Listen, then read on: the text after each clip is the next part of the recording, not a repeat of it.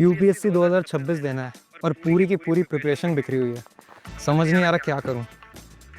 तो अगर आपकी भी यूपीएससी की प्रिपरेशन बिखरी हुई है तो इसका इलाज है Unacademy. Live classes, mock test का इलाज है अनअकैडमी। पूरा सिलेबस कंप्लीट करना और टॉप एजुकेटर का एक्सेस है अनअकैडमी। और 16 दिसंबर मैंने कैसे शुरुआत किया, स्कूल में थोड़ा सा दिमाग में था। तो हाँ, स्कूल में थोड़ा सा कहीं सोचा था, कहीं शायद पढ़ लिया होगा, कहीं सुन लिया होगा कि नहीं आईएएस ऑफिसर नाम की कोई चीज़ होती है।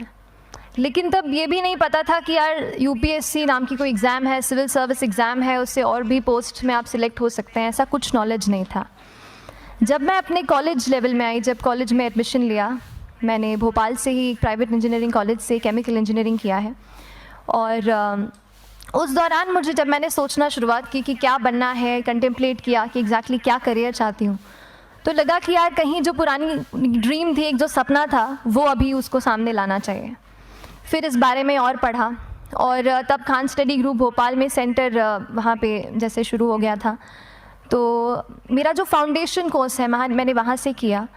और इस एग्ज़ाम के बारे में जो चीज़ें मुझे 1-2 साल में समझ में आई हैं, वो कुछ चीज़ें मैं आपसे शेयर करना चाहती हूँ। सबसे पहली चीज़ जो पहले जय और रचना आप दोनों बोल चुके हैं कि कंसिस्टेंसी। आप अगर दिन में, कई बार हमसे सवाल पूछते हैं कि आप कितने घंटे पढ़ाई करते हैं, तो देखिए घंटे मैटर नहीं करते। कोई 17-18 घंटे हमें नहीं पढ़ना है, इतना हम पढ़ भी नहीं सकते। एक दिन पढ़ सकते हैं, दूसरे दिन नहीं पढ़ पाएंगे। 5 से 6 घंटे ही आपको देने हैं, उतने निकालने हैं। पर वो जो वक्त आप अपनी पढ़ाई को देते हो, वो कंसिस्टेंटली आपको रोज़ उतना ही अपने पढ़ाई को देना है। Consistency is the key, that is the first and the most important thing जो आपको ध्यान में रखनी है। दूसरी चीज़ इस एग्ज़ाम में मुझे लगता है इक्वली इम्पॉर्टेंट है, क्योंकि ये जर्नी लंबी होती है। जैसे एग्ज़ाम ही 1 साल तक चलती है, आप प्रीलिम्स देते हैं, फिर आप मेंस देते हैं, आप इंटरव्यू में जाते हैं पर्सनालिटी टेस्ट के लिए, तो एग्ज़ाम 1 साल तक खुद चलती है। उसके पहले मान लीजिए आप 1-1.5-2 साल पहले से प्रिपेयर कर रहे हो, तो ये जर्नी काफ़ी लंबी रहती है। उस जर्नी में मेंटली अपने आप को मोटिवेट रखना, अपने आप को बूस्ट करते रहना, वो भी इक्वली इम्पॉर्टेंट है। और इसीलिए अपने आप पर भरोसा बेहद ज़रूरी है। You need to have a faith in yourself कि अगर आपने इसमें कदम रखा है, अगर आपने सोचा है कि आप सिविल सर्विस एग्ज़ाम देना चाहते हैं और देंगे, तो आपको ये ठान के उसमें जाना है कि हाँ, मैं ये कर सकता या कर सकती हूँ। ये एक अपना मोटिवेशन, अपने साथ एक फेथ, बिलीफ अपने ऊपर आपको हमेशा रखना है। कमिंग टू प्रेपरेशन की कैसे तैयारी करनी है, बहुत सारी बातें आप सुन चुके हैं कि आंसर राइटिंग में कैसे करना होता है, आंसर राइटिंग का स्ट्रक्चर कैसा होना चाहिए। तो मैं शुरू में सबसे पहले ये कहूँगी कि मेरे प्रिपरेशन का बेस 2 चीज़ें रहीं। पहला था करंट अफेयर्स। करंट अफेयर्स इसलिए मैंने उसको उसी से शुरुआत की क्योंकि करंट अफेयर्स सबसे इंटरेस्टिंग पार्ट होता है। कई बार आपको हिस्ट्री कभी बोरिंग लगेगी, कई बार आपको लगेगा ज्योग्राफी इतना, कभी हर किसी के अपने अपने फेवरेट्स होते हैं। तो मुझे वो 2 सब्जेक्ट्स लगते थे कि यार इतना मन नहीं करता है, लेकिन न्यूज़पेपर्स और करंट अफेयर्स में जो भी नया चल रहा है वो मुझे हमेशा इंटरेस्टिंग लगता था।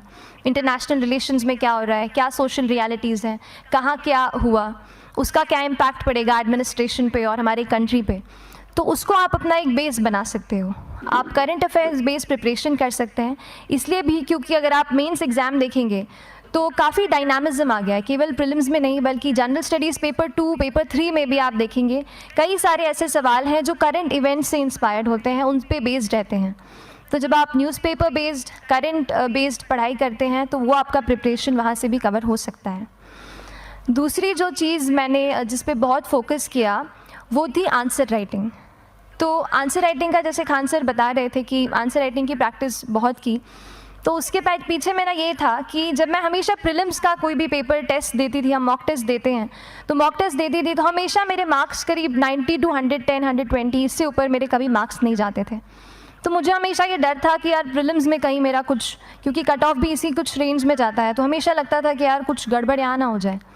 लेकिन जब मैंने आंसर राइटिंग की और मेंस एग्ज़ाम के बारे में जाना, तब मुझे लगा कि आंसर राइटिंग एक ऐसी चीज़ है, मेंस एक ऐसा फेज़ है सिविल सर्विस एग्ज़ाम का जहाँ पे आप अच्छे से तैयारी कर सकते हैं। And if you have written the answers, if you know कि you have covered the points well, if you have included उसमें कुछ आपने facts, international reports, government schemes, आपने कुछ ऐसे उसमें सॉल्व भी डाला है, तो जो रिज़ल्ट आएगा वो सेटिस्फैक्ट्री ही आएगा, अच्छा ही आएगा। तो मेंस एक ऐसा पार्ट है जिस पे आप काफ़ी बैंक ऑन कर सकते हो। मैं जब पर्सनालिटी टेस्ट भी मैंने दिया तो इस बार भी आप नंबर्स देखेंगे तो आसपास की रैंक के हिसाब से मेरे नंबर्स उसमें कम हैं, लेकिन it is just the general studies and the answer writing part, जो मेंस के जो वो है मार्क्स हैं या मेंस का जो एक फैक्टर रहा, वो मेरे लिए सबसे ज़्यादा इंपॉर्टेंट डिसाइडिंग फैक्टर रहा है। तो अपना एक्सपीरियंस यही बताऊंगी कि आंसर राइटिंग पे आप विशेष फोकस कीजिए। जैसा स्ट्रक्चर आपको बता ही चुके हैं कि इंट्रोडक्शन में कैसे आपको शॉर्ट रखना है, बॉडी एंड देन कंक्लूजन, उसमें छोटी चीज़ जैसे मैं अभी मेंशन कर रही थी, आप एक इंश्योर कीजिए कि देखिए जो भी एग्जामिनर आपकी कॉपी चेक कर रहे हैं वो दिन में 10, 15, 20 कॉपीज़ चेक कर रहे हैं, तो उन सब से आपको अलग कैसे आप अपनी कॉपी दिखा सकते हो, ये चीज़ आपका प्रेजेंटेशन और आप जिस तरीके से आंसर लिखते हो कंटेंट को, वो मैटर करेगा। आप इंश्योर कर सकते हैं कि आपके आंसर में कुछ फैक्ट्स गवर्नमेंट। दिल्ली से मंजू का सवाल है कि क्या वो इस साल एसएससी एग्जाम क्लियर कर पाएंगी या नहीं। आइए देखते हैं।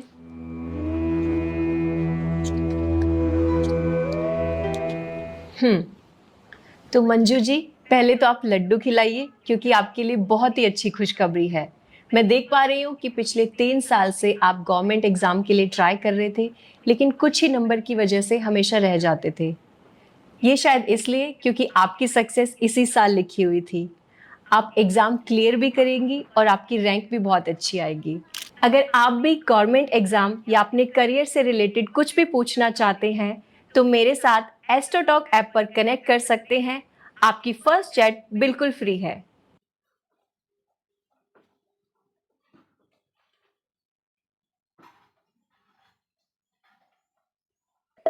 Angel One app is built for traders. Open free Demat account today. Investments in securities market are subject to market risks. Read all the related documents carefully before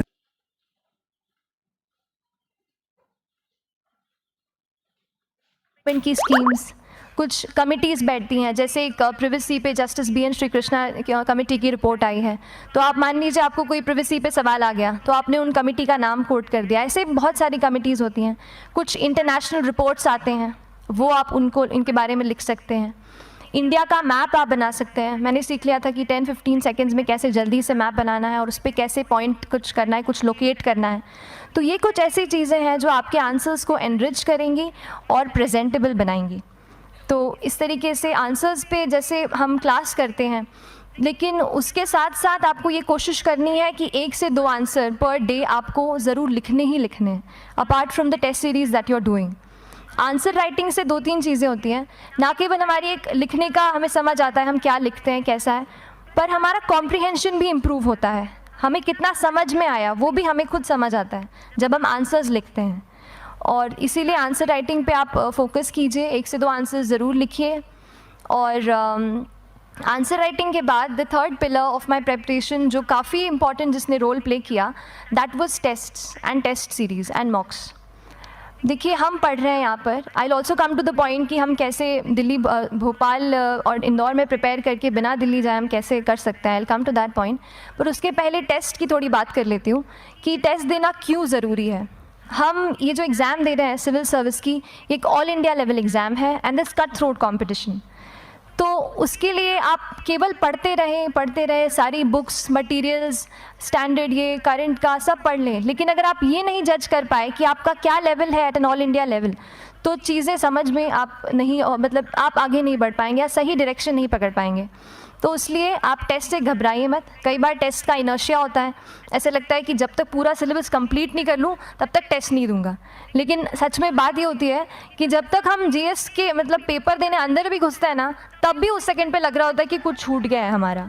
तो ये चीज़ होगी ही, इसीलिए ये मैं कभी मत सोचिए कि जब तक पूरा सिलेबस नहीं कर लूँ टेस्ट नहीं दूंगा। जैसे आपका एक थोड़ा बेस बन जाता है प्रिपरेशन का, आप टेस्ट दीजिए, चाहे वो प्रीलिम्स का MCQ का टेस्ट हो या मेंस का राइटिंग स्किल की प्रैक्टिस हो, टेस्ट पे आप फोकस कीजिए।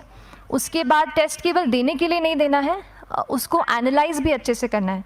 When you get the answer hints, when you get the answer keys, analyse properly कि आपकी क्या गलती हुई है और उससे भी सीखने की कोशिश कीजिए कि क्या कुछ नया मुझे इस टेस्ट पेपर से या इस आंसर कॉपी से मिल सकता है।